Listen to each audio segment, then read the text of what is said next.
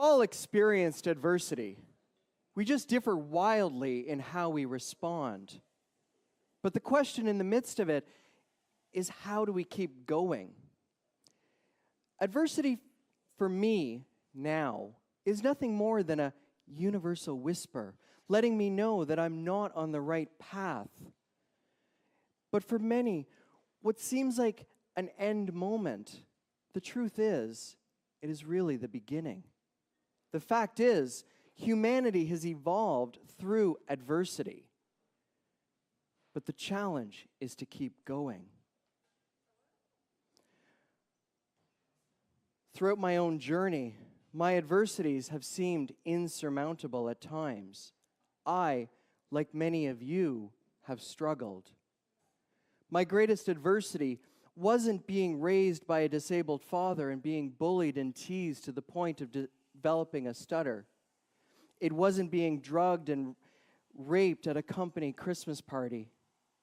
It wasn't smashing my head off of concrete, leaving me reeling with post-concussion syndrome. It wasn't being forced into bankruptcy, coming hours away from being homeless. And it wasn't being diagnosed with cancer.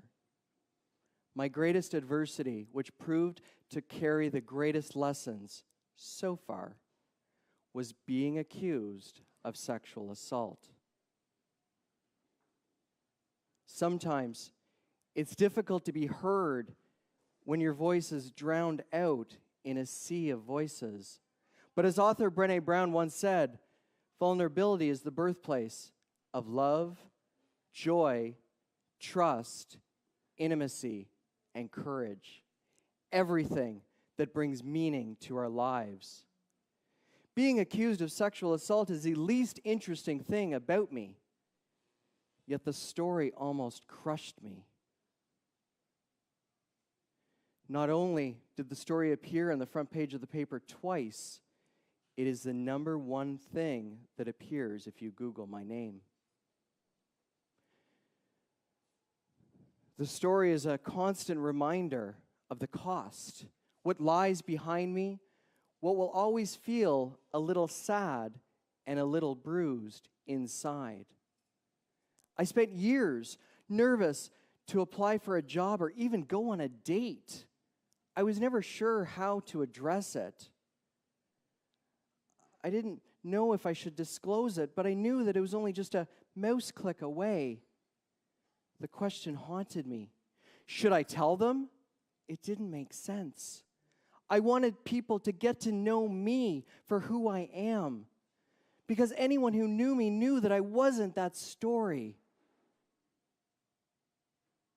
The part of the story that left me most helpless was the Google results were just there, eternal, always a reminder.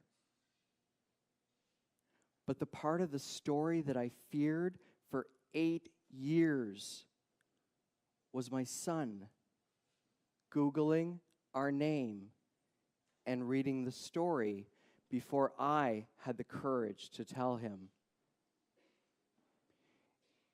If you're ever going through adversity, understand that nothing that ever happens to us is wasted. And instead of asking, why is this happening to me? Ask, what is this trying to teach me? What is the lesson I need to learn?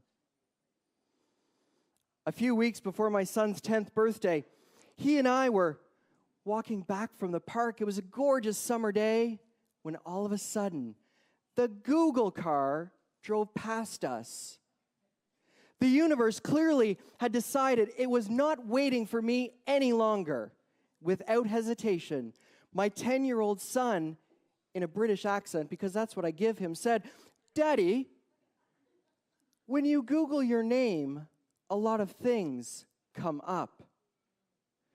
There is no timing. There is no plan. No one ever said, everything's falling apart, so I enacted a 3-point plan of restoration. No. Then one day I was walking along and I decided, how long am I going to carry this weight with me? There is no rhyme or reason or workbook or schedule. It's like a lightning bolt. One day, it's tears, loneliness, questions, rock bottom. And then it's stars, music, fireworks. The gift for me was in sharing the story that I feared telling. But like all great stories, when you focus on what is the lesson, you will quickly move beyond adversity. So what did I learn? I learned that in our own adversity and subsequent suffering, it gives us the compassion to see others that are suffering, to see the loneliness in every human being, to find them when they are lost in their own darkness and sit with them. Because, ladies and gentlemen, we are all given the gift to find the gift of the story and the light, not only in ourselves, but in all events and all situations. And once you do, you will learn very quickly in all adversity to learn to love the life you were meant to lead.